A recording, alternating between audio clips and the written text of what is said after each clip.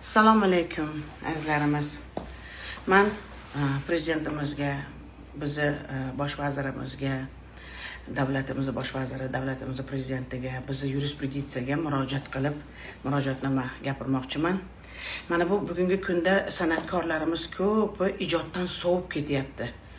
Ijod qilgisi kelmayapti. Yangi qo'shiq yo'q deymiz. Yangi qo'shiq nima uchun yo'qligini ham so'rayapsizlarmi? Butun hozir qarasang, haligi chirib ketgan, yo'g'ib ketgan, tarixlarda qolib ketgan shoirlarning qoni qarindoshlari, xotinlari, xotin bola chaqa mozordan uyg'ongan bobosi boshqasi uyg'onib kelib, meni o'g'lim yozuvdi, qizim yozuvdi, kuyovim yozuvdi deb haligi pulni olib yeb bo'lgan, bugun davo ochib ijod qilgani qo'ymayapti, ko'z ochirgani. Biz o'sha paytda eski tizimda biz Pantera degan joyda ishlardik, Tarona degan joyda ishlardik, nalog to'lardik, eslasalaringiz to'laganmiz. Butun avtorskiy prava o'shanda ham qilingan, hammasi to'langan. Nima uchun o'sha paytlarda o'sha dokumentlar bor-ku, o'sha shirkatlar bekilgani bilan kerakli joyda hali o'sha hujjatlar bor. O'sha hujjatlar ko'tarilib tekshirilsa bo'ladi-ku.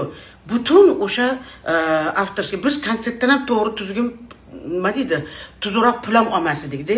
Haligi qulog'imiz tinchroq tursa bo'ldi, haligi bizga tegmasa bo'ldi deb. Avtorskiy prava u yoqda tursin.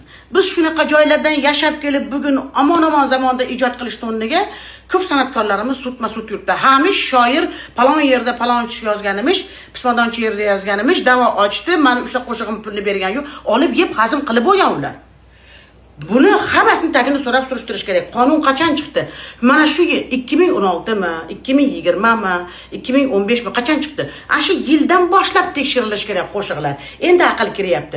O'zimni yozgan qo'shig'imni shoir qancha da'vo qilib meni boshim og'ritdi. Endi men endi nima deydi, ovqatlarimiz, advokatlarimiz omon bo'lishsin. Nima deydi, o'shalar bilan anaqa qildik. Men aytmoqchi bo'lganim, o'yinchoq emas-ku, san'atkorni shashtini o'ldiryapsizlar. Ertaga unga nalog yozib, buyruq chiqarib, qo'rqitgani bilan ijod kelmaydi.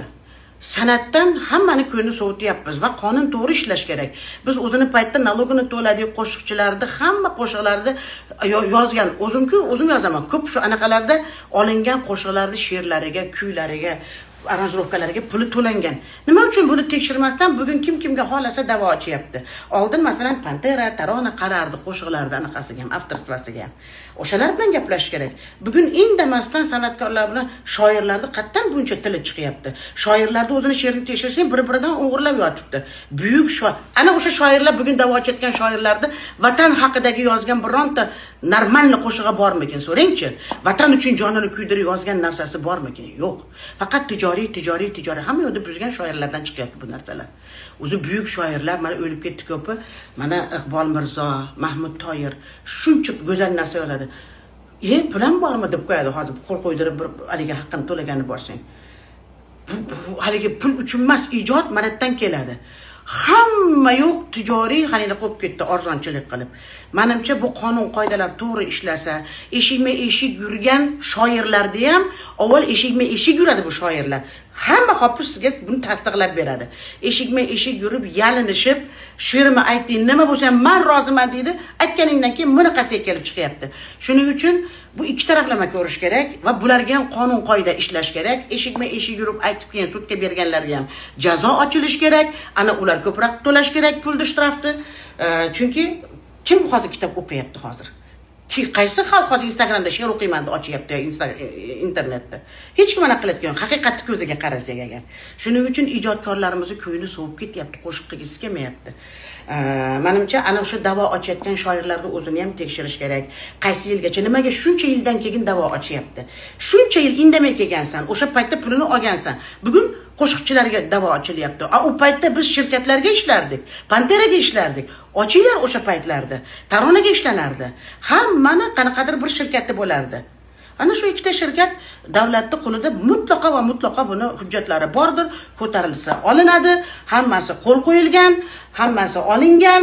Shuning uchun men murojaatnomam o'sha qonun chiqqan qonunda bir qator qarorlarni ko'rib chiqib, qonunni o'g'nab qo'yish kerak. Butun hofizlarimizni yaxshisini ham, yomonini ham, arzonini ham, qimmatini ham ko'zini ochirgani qo'ymayapti hozir. Men yozdim. Asan qat'iy o'shanda yozgan bo'lsang, yalni yur yozdirgansan. O'sha hozir mana Bunyodda ham boshida mana shunaqa ishlarda ochilgan. Eshitib juda xafa bo'ldim.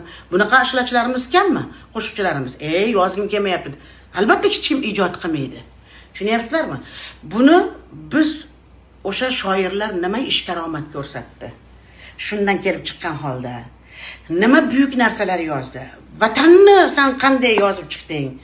Sen vatanni qanday yaxshi ko'rding? Nima xizmating bor puldan tashqari? Degan nalog to'ladingmi? O'shanda ham pul olgansizlar. Uni chiqsa qo'shiqlar hammasi qo'l qo'yilgan. Qo'l qo'ymasdan olmasdi Pantera ham.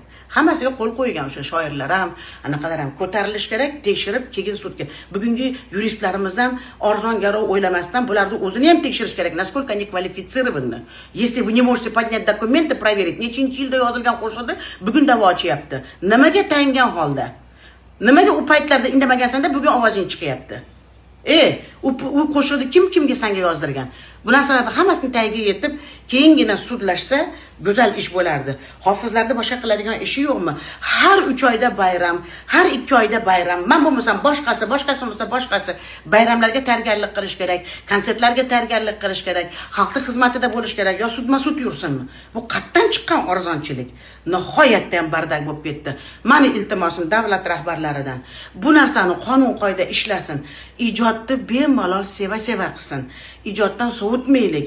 Bu arzon garov o'yinlardan sal qutqaringlar hofizlarimizni. Chunki hofizlar san'at ahli charchadi bu narsalardan.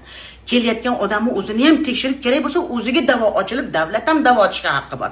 Davlat ham da'vo ochib ana qilish kerak. Sistema ishlash kerak. Shundagina san'atkorlaringizni saqlab qola olasizlar.